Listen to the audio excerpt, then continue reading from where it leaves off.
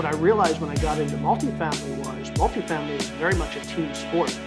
Nobody does everything in multifamily. Like if you're finding deals, that's a full-time job. If you're raising money, that's a full-time job. If you are managing contractors or managing the property, that's a full-time job. If you are dealing with legal issues, compliance issues, accounting stuff, that's a full-time job. Everything in multifamily is a full-time job because these are large assets. You're listening to the Azreia Show. If you're looking for quality real estate investing information that you can trust, you've found it. Stay tuned and join the tens of thousands of members that have already benefited from Azreia, your home for education, market information, support, and networking opportunities that will advance your real estate investing career. Great state of Arizona. Welcome to another episode of the Azreia Show. We have a very, very special guest with us today who hails from Sarasota, Florida, a big contributor to BiggerPockets. And we want to welcome Jay Scott to the show. But before we do that, we always got to welcome our executive director and co-host of the Azreia Show, Mike Delpreet. How are you, Mike? Wonderful, wonderful, wonderful. Thanks for doing another great show, Marcus, with me. Thank you, man. No problem. You always make it easy for me. So, all right. Well, let's jump right in. We have Jay Scott, again from Sarasota, Florida. You have more than likely seen him at BP Con, all over BiggerPockets. He's done hundreds of fix and flips, but now he's focused on large multifamily. But I'm gonna let Jay introduce his own self. So, Jay, how are you doing today, sir? I am doing well. Thanks for having me, Marcus. I'm thrilled to be here. Not a problem, man. For those who may not know, and I don't know if they've been under a rock or wherever they've been, kind of introduce us to Jay Scott. Yeah, so I am a former engineer, business guy, corporate guy. Back in 2008, my wife and I decided to leave the corporate world and the tech world to start a family, and we were looking for something that would allow us to live the lifestyle we wanted to live, kind of get that work-life balance, be able to raise kids, not have to miss any soccer games or piano recitals or those sorts of things. So 2008, we quit our jobs. We moved from the West Coast to the East Coast, and we kind of fell into flipping houses. So summer of 2008, we flipped our first house. Probably wasn't the best time to do that, but it was a great time to learn. Yep. I figure if we could be successful doing it back during 2008, we could probably be successful anytime. And we scaled from there. And over the next 8 years or so, we flipped about 450 houses. And then in 2017-ish, 18-ish, I moved more into the multifamily space. So syndicating large commercial multifamily deals. And that's what I've been doing since 2018. Perfect. Like a prime time, when you got into large multifamily, was that like a sweet spot in time or anything you want to talk about that era? It would have been nice to get in a couple of years earlier. Certainly, you get in a situation where, unlike with flipping, where typically whatever the market is the day you buy the house, the market's not going to be too much different when you sell it, because if you do a good job, you're flipping in 30 days, maybe 3 months. Even a huge flip shouldn't take more than 4 or 5 months if you have your processes down. But in the multifamily space, typically a deal is going to span anywhere from 3 years to 5 years, maybe even 7 years. And so you don't really know what you're getting into when you buy. And so we bought some stuff in 2019, 2020 that we're still holding. Luckily, we were very conservative when we purchased it. The properties are doing really well. But I know a lot of people that bought stuff back in 2019, 2020 that are not in great shape today because obviously the market's kind of moved out from under us. And if you didn't think about the fact that what's happening today might have been in the cards back then, it's very possible that you bought suboptimally, or you got the wrong type of debt in place, or you got the wrong type of equity in place, and now you're sitting on a property that might be struggling or has a risk of struggling in the near future. Okay. Because that's what we're hearing quite a bit when it comes to the multifamily is, some of the operators that purchase, like you said, in 2019, 2018, 2020, now that debt is about to reset and the numbers may not work out the way they should now. So if a person is going to get into the large multifamily space, is now a good time to get into that space? Yeah, I think now is a perfect time actually, because again, if you're looking 3 to 5 years out, where's the market likely to be in 3 to 5 years? So I figure if we're heading in to a recession now, and some people think we've been in a recession for the last 6 or 8 months, I'm not going to argue with that. You can make a case either way. But if you believe that 2022 is going to be worse, typically what we found, at least historically speaking, is that the Fed raises and lowers interest rates in cycles. And over the last 60 years, we've had 10 cycles of the Fed raising interest rates, that putting us into a recession, and the Fed starting to lower interest rates. Typical turnaround from the time Fed starts to raise interest rates till the Fed starts to lower interest rates is about 2.2 years. Longest has been about 3.1 years, I think. So Okay. if you look at the Fed starting to raise rates back in March of 2022, and I'm not saying this was the typical cycle for the Fed, but if you look at them starting to raise rates back in the beginning of 2022, and you kind of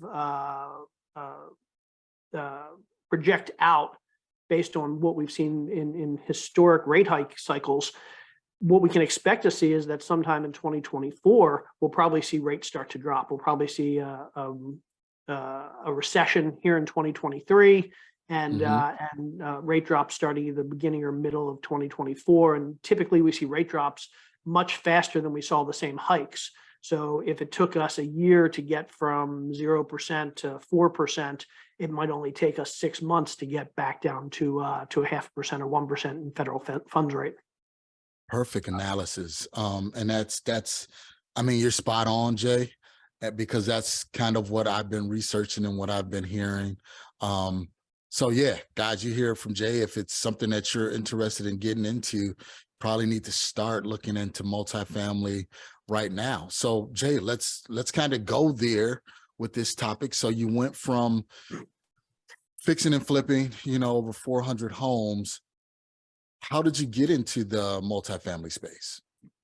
So I got completely burned out from flipping houses. I mean, it was a great income. It was a fun thing to do for a couple of years, but after 8 years and several hundred houses, it was just tiresome. I mean, I was just burned out. I was ready to do something different. I actually thought about going back to the tech world for a little while. I do some advisory work in the tech space. So I thought maybe I'll go and do some consulting or advisory work. And 2018, a friend of mine, Ashley Wilson, who had been in the multifamily space for a while, basically said to me, hey, instead of looking outside of real estate, why don't you come work with me for a little while, learn the business, see if you like it. Maybe you'll like multifamily better than single family.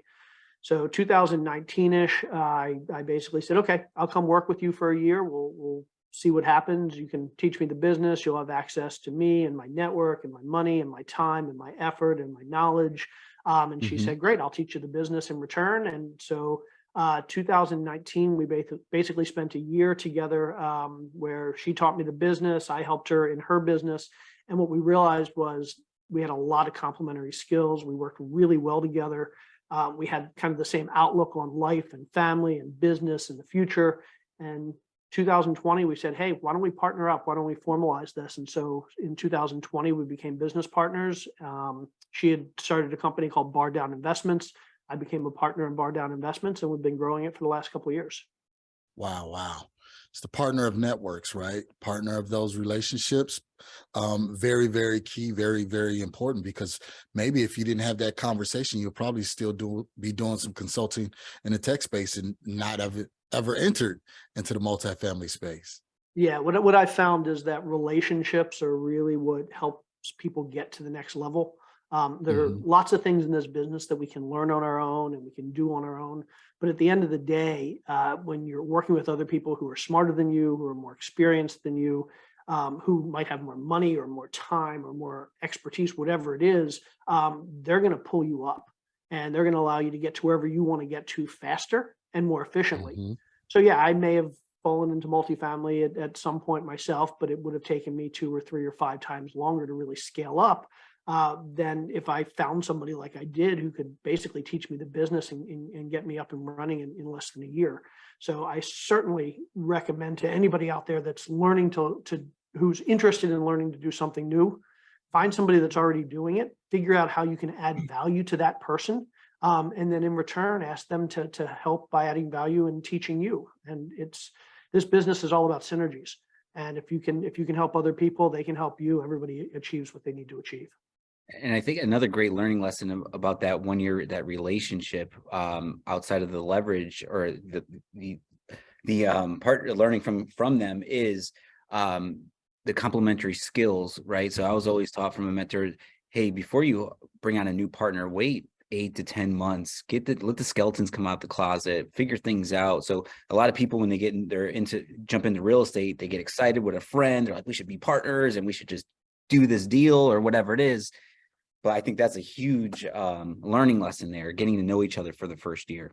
Yeah. And one of the big mistakes I see a lot of people making, they get into this business and they think, okay, I'm just starting out. I don't have much money. I don't have much knowledge, but maybe I have a background doing contractor work, or maybe I have a background doing something related to real estate. And so what they do is they go and they start meeting other people who have similar backgrounds. So Yep. they'll meet other people that don't have a lot of experience or money, but they were contractors before. They become best friends. They're like, yeah, we have the same experience. We have the same background. We know the same stuff. Let's partner up. And that's actually the worst thing for a partnership, when everybody has the same strengths and weaknesses. I don't need somebody that has the same strengths I do. I need somebody that can cover my weaknesses. And likewise, they need somebody that can cover their weaknesses, which might be my strengths. So what I found is that the best partnerships are when the two people are, at least from a skills standpoint, very different. Now, from a personality standpoint, you should be working with people that you know and like and trust. You should be working with people that kind of have the same values you do, that have the same ethical values you do, that have the same principles you do, and also have the same goals you do.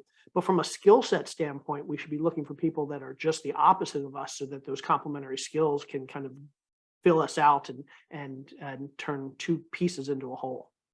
Very true. Very true. I love it. Love it. And what you said was very key at the end. You take those two pieces and make a whole, because you may have, like you said, and I'm not going to beat a dead drum, but if you have the same skill sets as someone else, these guys are just going to be masters in that same area and not be able to expand yourself and grow into other areas.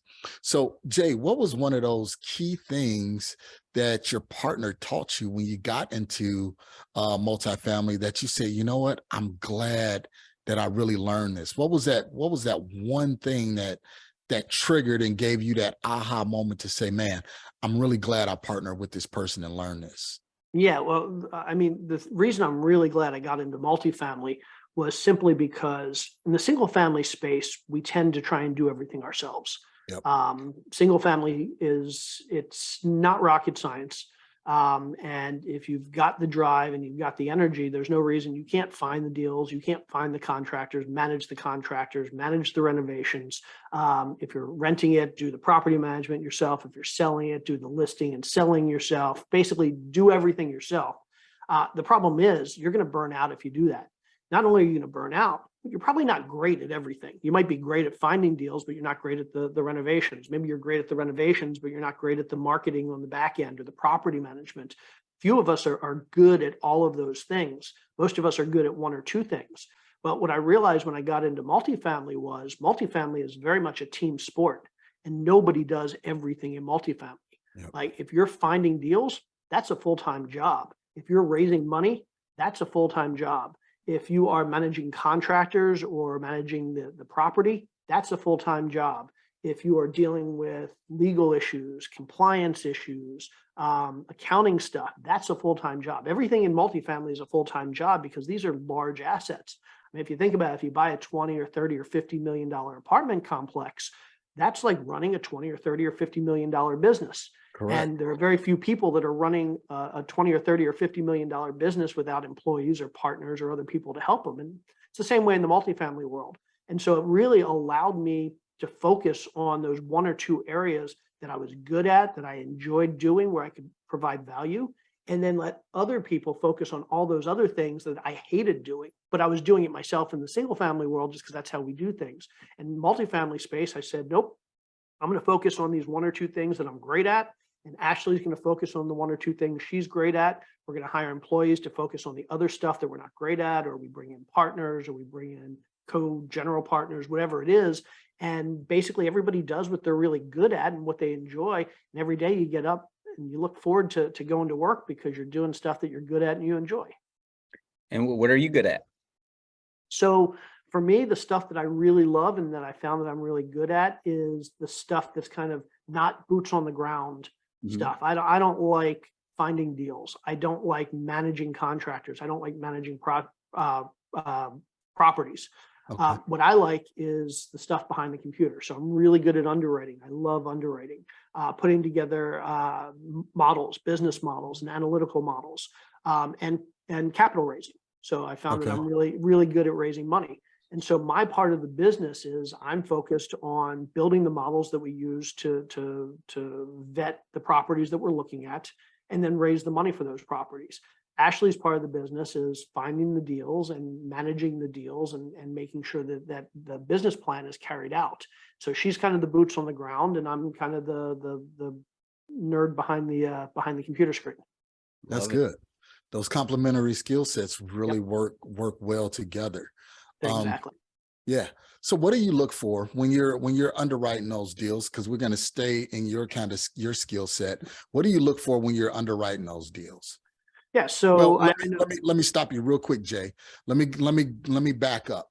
First, just like, starting in single family, what comes first, the deal or the money? Do you go out and raise the money and say, hey, this is a model of our next project, or do you try and secure the project and then go and raise the money? Let's start there first.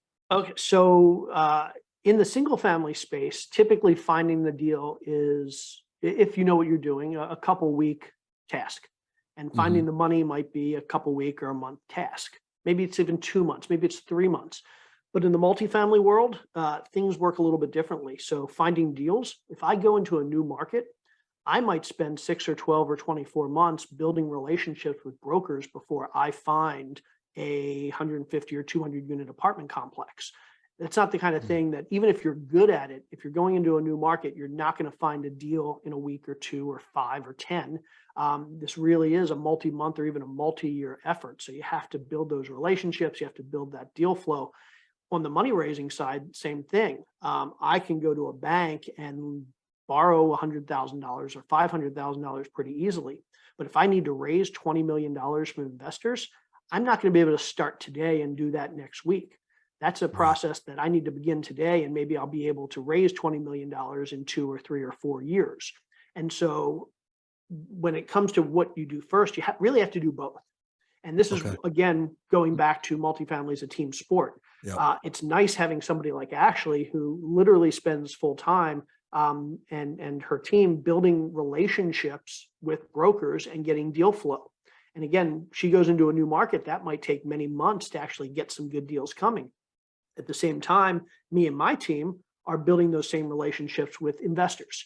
We're finding people that could potentially invest in our deals. We're telling them about us. We're building that level of trust so that when the deal comes along, they're willing to give us money. And so these things have to kind of work in parallel, because if you did them serially, if you did them one after the other, you'd be spending 2 years finding a deal and then 2 years raising the money. And that obviously doesn't make sense. Right. So it really helps to have at least one person on the team that's focused on finding the deals, and at least one person on the team that's focused on raising the money. Perfect. Wow. So you're doing 150 unit type buildings or more? So in the last year or the last couple of years, we've done everything from 152 units to 409 units. So 150 is kind of our minimum, because once you get up over about 120 units, you're making enough money from the property that you can afford full-time property management. Right. You can afford to have leasing agents on staff and on site. You can afford to have maintenance people on site and on staff. Anything under about 100, 120 units, you're really in that no man's land where you can't afford full-time leasing agents, you can't afford full-time maintenance people. But if you have more than 20 or 30 or 40 units in that complex, you also need somebody that's there at least part-time. And finding a part-time leasing agent that just is available when they need to be available, finding a part-time maintenance person that's available for emergencies. That's a tough thing to do. And so what I found is managing these 20 to, let's say, 80 or 100 unit complexes is actually a lot harder than managing the 150 and above, because the 150 above, you just hire full-time people and they're there not 24/7, but 9 to 5 at least every day. And the maintenance people, maybe they're 24/7. All right, that's confirmation, because I heard from, I forgot their names, but Wheelbarrow of Profits, they do multifamily, and that was the same exact thing they said. They said anywhere between that 20 to 100 units, you're in no man's land. It's hard to manage. And I'm sitting here, I'm trying to process it. I'm like, well, what's so hard to manage? You know, you get the staff, but then that's, like you said, it's hard because the finances don't work where you can have full-time staff, and part-time staff just doesn't cut it. So, okay, that's confirmation for me. So since we're, a RIA, right? So a lot of we're single family, small multifamily, right? So now there's this mindset, right? As we all started, right? When you started flipping houses, you're like, oh my God, I'd never buy in a multifamily, so much money, it's different thinking. Right? So now we're talking, hey, our audience is single family, small multifamily. We all have those dreams of going to 150 units plus. Like, so what's kind of the thinking of the transition to getting there? Because it kind of sounds like work smarter, not harder, in a way. Yeah. So what I typically recommend if somebody wants to break into the multifamily space is, again, get good at one thing. And that one thing could be finding deals. That one thing could be doing underwriting. That one thing could be learning how to do due diligence. It could be money raising. It could be learning how to raise debt. So being able to work with mortgage brokers and lenders to figure out debt terms. It could be managing the assets. So we have these things in multifamily called asset managers. They're basically the CEO. They manage the business plan. It could be the person that's responsible for doing the property management. Whatever it is, get good at one thing and then go find a team that's already existing, a team that's already doing deals, but that needs that particular skill. Maybe a team that needs a better underwriter, maybe a team that needs somebody to help raise capital, and say, hey, I know I'm not like a partner here, but I'd like to come in and help you on your next deal or two or three. And I have expertise in this one area. And they'll hopefully say, yeah, that's great. We need that expertise. They bring you in on a deal, you help them, you get a piece of the equity, that you get a piece of the partnership that's running the deal. So you make some money, you provide your help. And while you're part of that team, you're learning the business. You get to see how a real deal operates. And then after a couple deals, or 1 deal, 2 deals, 5 deals, however many it is, maybe you decide, okay, this is the team I want to be working with, and you end up partnering with them in a more formal capacity. Or maybe you go off and you start doing it yourself, or you find other partners. That's how I started. When I approached Ashley and we decided to work together, basically the agreement was it's still her company and she's still running these deals, but she was bringing me in to help with those areas that I was really good at. And so for the first deal we did, basically she said, I'm going to give you a few percent of the equity in the deal to help out in these small areas where you're good at. And it was only after that we realized, okay, we work really well together. Maybe I should have a bigger role in the company. And that's when we partnered up. But start out as a supporting role for somebody else's team, get some experience, and then from there, start your own team or partner or do whatever it takes to move up in that kind of that hierarchy. Okay, so you made something real clear, Jay, and I want to make sure everybody hear this very clearly. What were some of the roles that people can go out and say, so that they can go out and learn how to be? You said like an asset manager, you said underwriter. What were some of the other roles? Yeah, so finding the deals. So be the person that builds relationships with brokers or like reaches out to sellers or whatever it is. Get that deal flow and find the deals. And that's kind of the hardest part of this business, between finding the deals and raising the money. Those are the two big things. If you can find deals, you can make a lot of money in this business and not necessarily work that hard. Basically, if somebody were to bring me a deal tomorrow that we really liked and that we ended up purchasing, we'd give them 10% of the profits on the deal. We might give them $100,000 commission if they prefer just to have the money up front. And so if you can find a deal, bring it to me. I'll give you $100,000 or 10% of the deal, and then you can move on and you can do it again. Do that 4 times a year, and you can make seven figures pretty easily. Easy. So finding deals is a big one. And then there are the harder skills, the more technical skills like underwriting and doing due diligence and building models and helping with market analysis and things like that.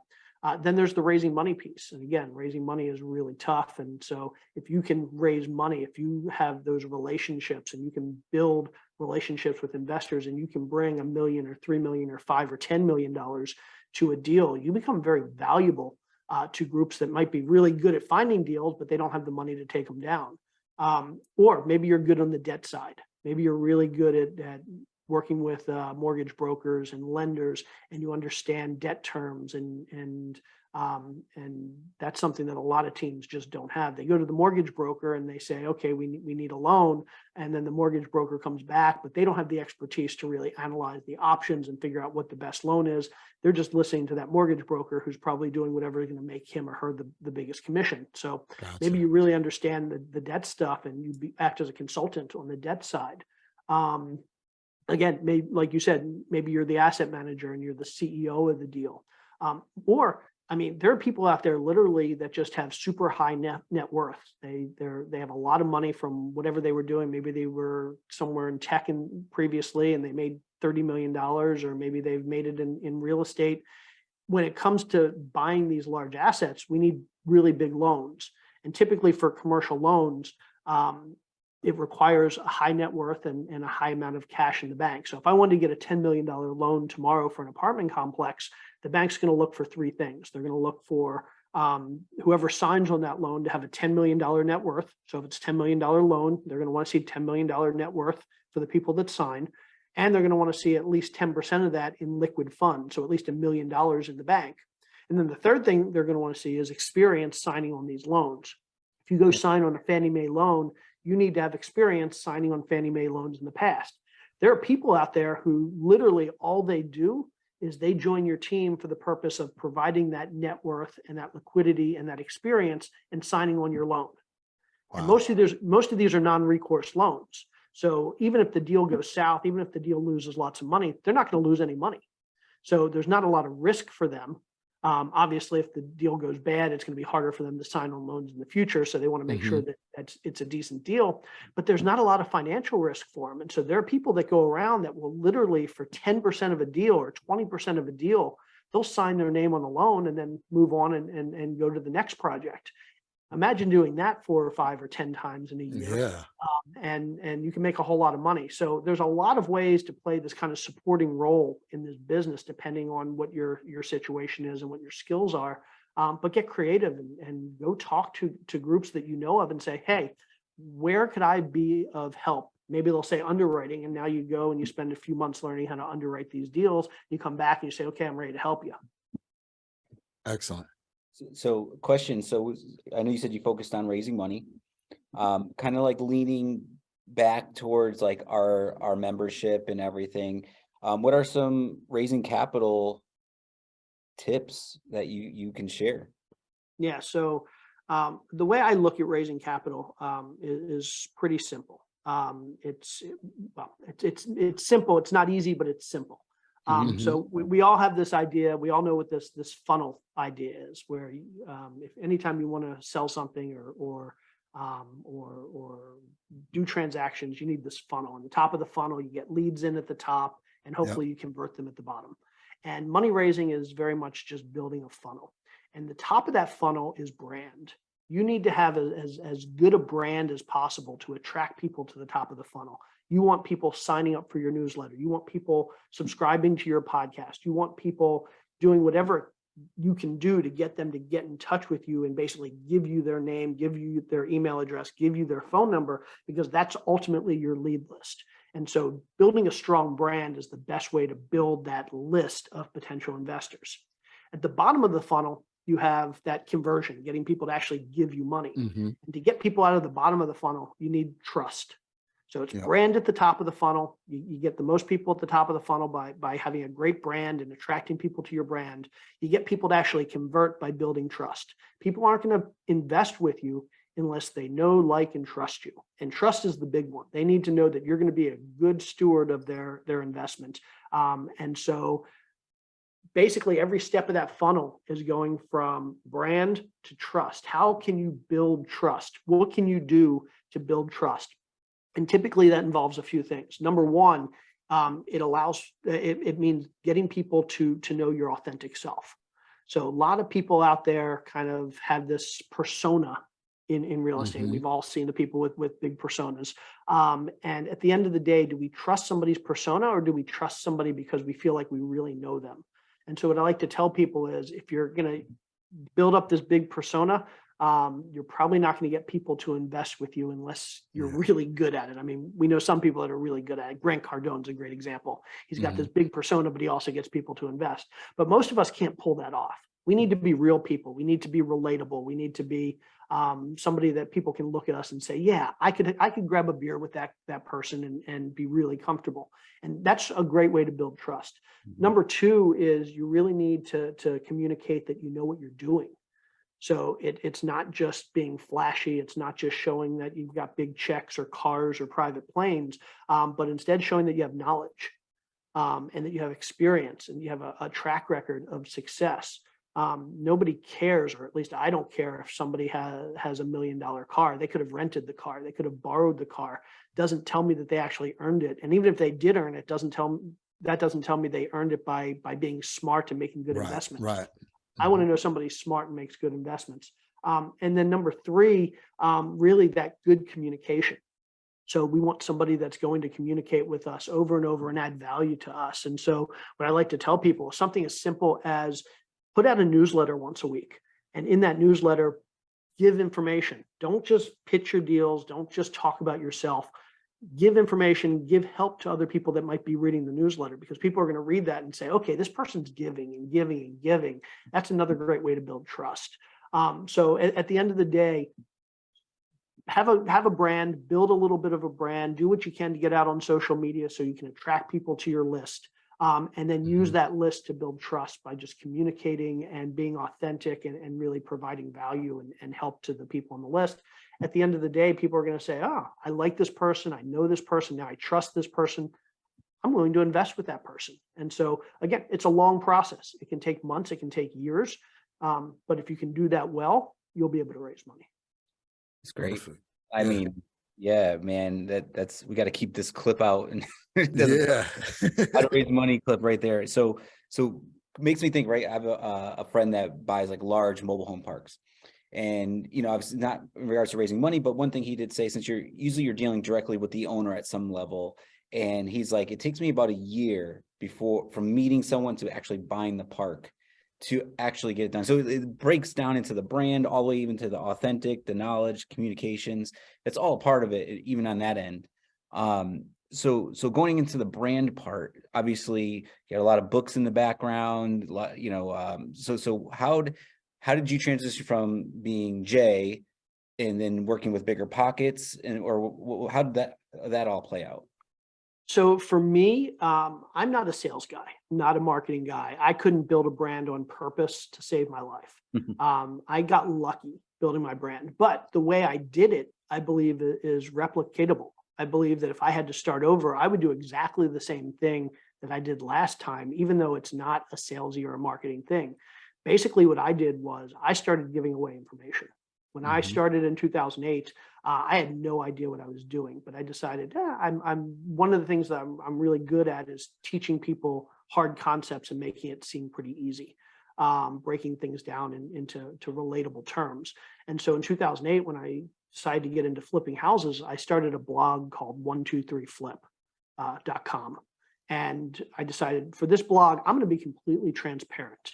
And back then, there were plenty of flipping houses blogs, but basically they were pictures and they were people telling stories of awesome success. And it was kind of like they would show the house on day one, and then they would show you a check on day 60 of how much money they made. And I was like, I don't want to have that kind of blog. I want to have the type of blog where people can actually learn from it. And so I started basically documenting my flips, and it would be like literally a day in the life of. And so every day I would take pictures and I would show like how the renovation was going, and I would talk about the struggles I was having with contractors, and I would talk about how I was going over budget, and I would talk about how I was going over schedule, and I would talk about how contractors were stealing money from me, and I would talk about how I overestimated the resale value of the property and all the bad things. I wasn't talking about the good things. Everybody talks about the good things. I was talking about the bad things. And then at the end of every property, I would literally put in a spreadsheet that broke down the profit to the penny and where that money went. How much did I spend on the property? What were my closing costs? A detailed breakdown of the renovation costs, how much I sold it for, what my commissions were, so people could see the real numbers. And instead of thinking that everybody was making it seem like they were making $100,000 on a flip, when you saw the real numbers and you realized there were a lot of expenses in there as well, they were saying I was making $15,000, $16,000, $17,000 per flip. And people really started to follow this blog because they felt like they were getting a true, insightful view into how flipping worked. And I was the first person, I think, from what people tell me, that was actually really doing that. And so I got a huge following by basically being willing to be more transparent than anybody else out there, even with the bad stuff that was going on. And so people started following me, and I never sold anything. It wasn't until 2013, 5 years later, that I put out my first couple books. And I think people liked the fact that I had built a big brand for 5 years, but I wasn't selling anything. And then when I was selling something, it wasn't a $10,000 or $50,000 course. It was a $20 book. And then I never asked anybody for anything else besides, hey, buy the book, until 2019, when I started raising money. And by that time I had this following that felt like, okay, we know this guy. We like this guy. We trust this guy. He's never asked us for anything in the past. It's not like he's running a 15-year long con. If he's asking us to invest now, we're ready to invest. And so it was really easy for me to start raising money 10 years later, because I had spent 10 years building the brand, getting the following, and then converting that following by building trust. Wow. And go ahead, Mike. Go ahead. We do this. No, it's all falls in line like with the authenticity that you're saying, raising money, the transparency of the deals, right? Because much as I appreciate everything, Grant Cardone has done, right? It's amazing. However, I think it attracts those people that just want to get rich quick. Yep. And the people that you're attracting are like the people doing it, and they're in the works, they're in the trenches, they're trying to get better, they're trying to figure it out, and they can learn from you and apply it into real time life, so that's awesome. Yeah, I think a lot of people feel like I'm relatable. I've had people come up to me and say, I'm investing with you because I like you. Yeah. Like, I want to be friends. Yep. And I'm like, okay, great. And that's kind of what I go for. I'm not a marketing guy. I couldn't create a persona if I wanted to. I'm just myself. And I highly recommend that everybody just be authentic, because as long as we're decent people, there are going to be a lot of people out there that like us if we're authentic. And that's one of the things that I wanted to bring up was, Jay, you built a brand, but it really wasn't a brand. You was just building yourself. You was just building your company and letting people behind the scenes see exactly what it take to build a company. You wasn't showing, flashy cars, hopping on private jets. You were saying, you know what? I got screwed by my contractor this week, and next week, guess what? I got screwed again, but I'm going to stay the course and I'm going to continue doing this because this is exactly what I want to do. And it's that level of persistence and stick to it, stick-to-itiveness. I just created a word that really works. And that's what people really want to see. So although it's not a brand, it is a brand because it's you. You are the brand, and the brand is you, versus, like you said, creating some persona that you have to live up to. Yep, 100%. And so it's something that, it's funny because I'm an introvert, so I have to still work at building this relatable brand, because I'd be perfectly happy to just go sit in a corner on my computer all day and never do podcasts and never go to meetup events and never talk to anybody, because that's kind of my mentality. But I have to force myself to get out of my comfort zone. I have to force myself to constantly put myself out there, because that's part of building a brand. And so you can be authentic, but sometimes you still have to do things outside of your comfort zone. We did a networking event last week. I decided I'm in Sarasota and lots of investors around here. So I just kind of said, let's do a networking event. And yeah, there was some selfish reasons behind it. I have a coaching group. And so I was hoping people would come out and learn about that. And I was hoping maybe potential investors would come out and they would invest. But at the end of the day, I like doing these kind of networking events where people can meet and greet and talk to each other, and I can talk to people and again, build the reputation, build trust. And what I found was in this group in Sarasota, I had two people that literally drove down from Atlanta for a 2-hour networking event. So they did an 8-hour drive for a 2-hour event. I had one guy that flew down from New Jersey, and I had another guy that flew in from Minnesota for a 2-hour networking event that basically I just said, hey, let's get together and chat and eat some food and drink and hang out. And I rented a room at a local hotel, and people were literally coming from around the country to like attend this thing. And it was kind of eye-opening for me because it made me realize, okay, people actually really do want to meet me, and they really do, like, they trust me. And so I thought that was really, really cool. And so I guess my point there is, if I can do it, just as some normal guy who's an introvert, like anybody out there can do that if they put in the time and the effort. Well said. Yeah. Well said. This is a great podcast, man. So, but we do have to start wrapping it up here, Marcus. Yep. Go ahead. Start the wrap up, man. Start the wrap up, Jay. Again, thank you for being here, man. Yeah. How do we get a hold of you? How do we get to know more about you? How do we bring you that 10%? How do we get that 10% on that deal? If we got 150 units for you. Yeah. So if anybody wants to get in touch with me, if you go to www.connectwithjayscott.com, that's my link tree. So it has all my links, my emails in there, my website's in there, my business is in there, my blogs and books are in there, anything you want to find out. So feel free to shoot me an email or whatever. I'm always happy to connect with anybody. Love it, man. Sounds great. All right, Azreia family, let's bombard Jay's inbox, but please be respectful. He is a very, very busy man. He's out actually doing deals. But if you have questions, you want to reach out to Jay, just go ahead and reach out to him. I'm gonna definitely reach out to him.